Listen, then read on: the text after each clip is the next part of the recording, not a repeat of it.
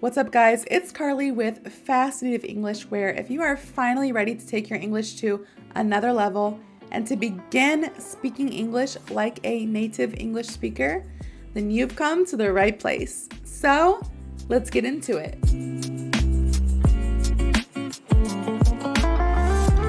What's up, guys? So I have another idiom for you all today. Like always, I know there's so many idioms, but honestly, Americans just basically speak in pure idioms. I'm convinced that that's just what we do. So I have another idiom for you all today, and today's idiom is in a nutshell.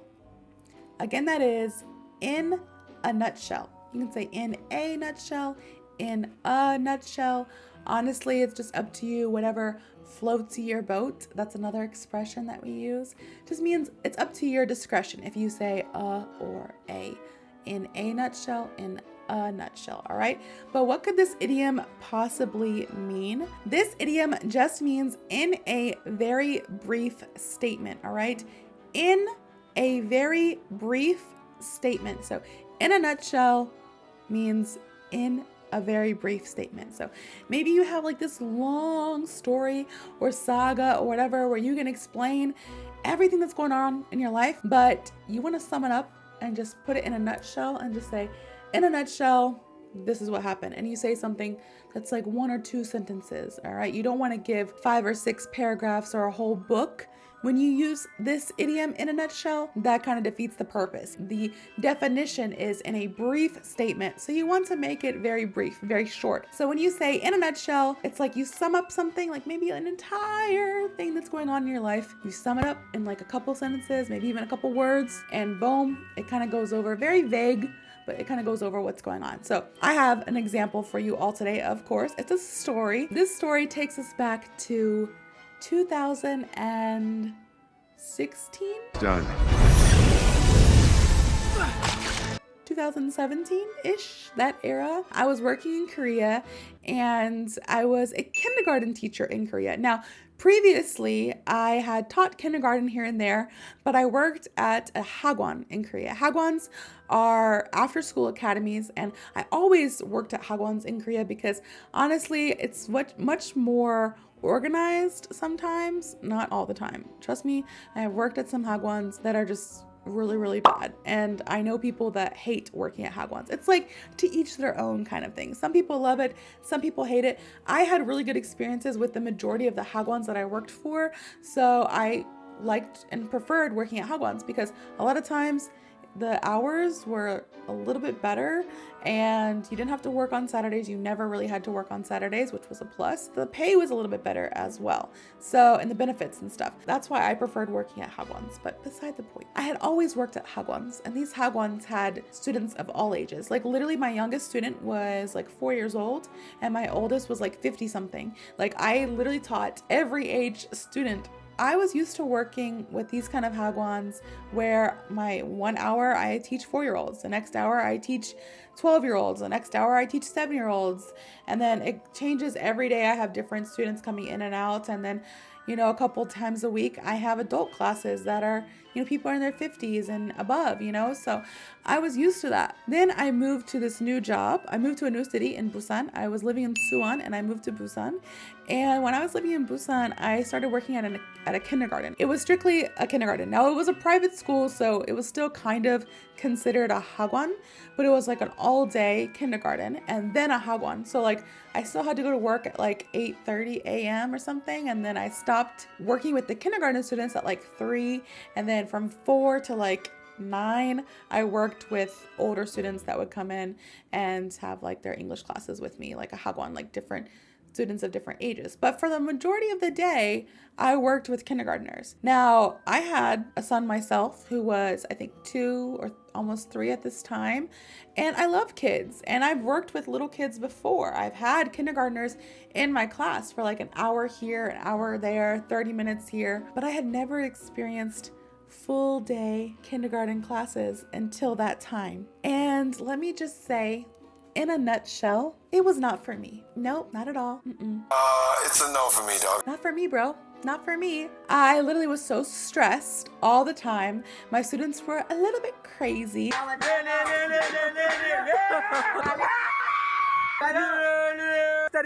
Now, here's a little bit of a backstory. The kindergarten that I worked at was in a very rich neighborhood in Busan, a very bougie area. It's near Sintum City. So if you have any knowledge of Busan, South Korea, Sintum City is like where a lot of bougie people live, a lot of rich people live. And my students, their parents were all like doctors, lawyers, actual scientists, not like science teachers or like, a pharmacist, or like a scientist.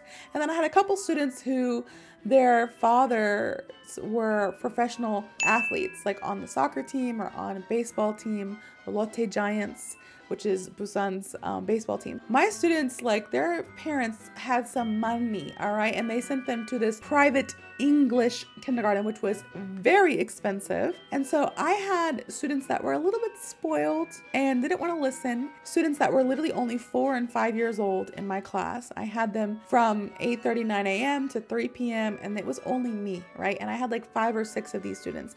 It was just me in this class. Now you think, Carly, you're an adult. You can handle 5 or 6 students for, so many hours a day. I thought this too.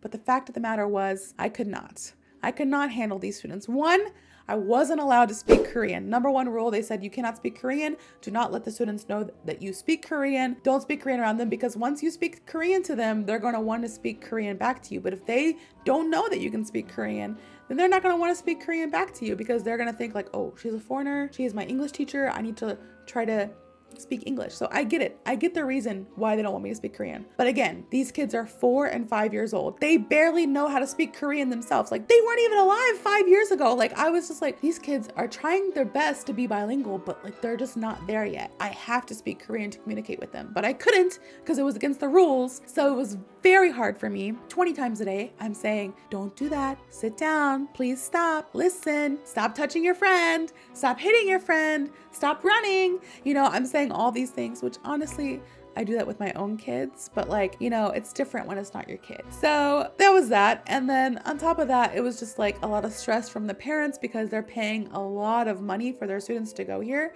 So they want them to like learn English overnight. And I'm like, that's not how it happens, especially when I'm not even allowed to speak Korean to your kids to help them understand what I'm saying. Even little hints here and there, I wasn't able to do. So I was like, there's no way I'm going to be able to teach your kids English overnight.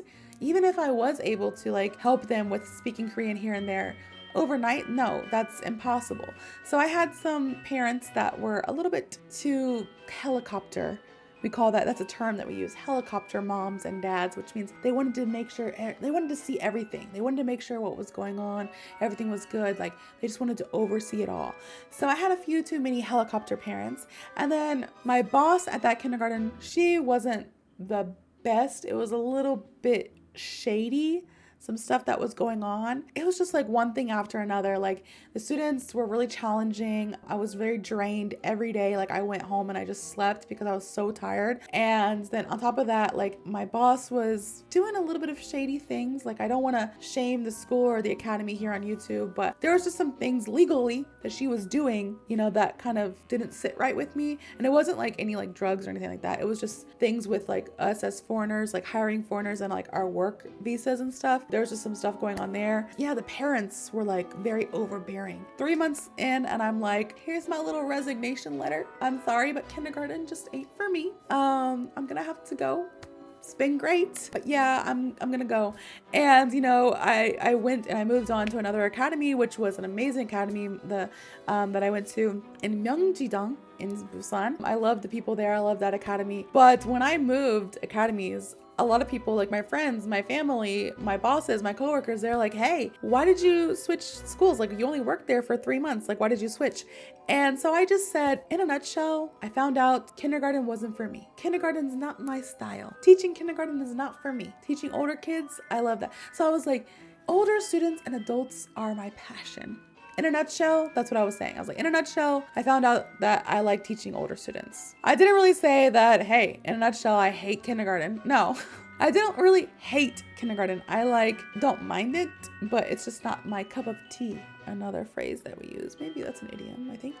It's just not my forte. I'm not a huge fan of teaching kindergarten. I will do it for like 30 minutes or an hour at a time, but put me in a class full of kindergartners for all day. And yeah, no, it's not my style. So in a nutshell, I would just say, oh, I learned that kindergarten wasn't for me and I prefer to teach adults.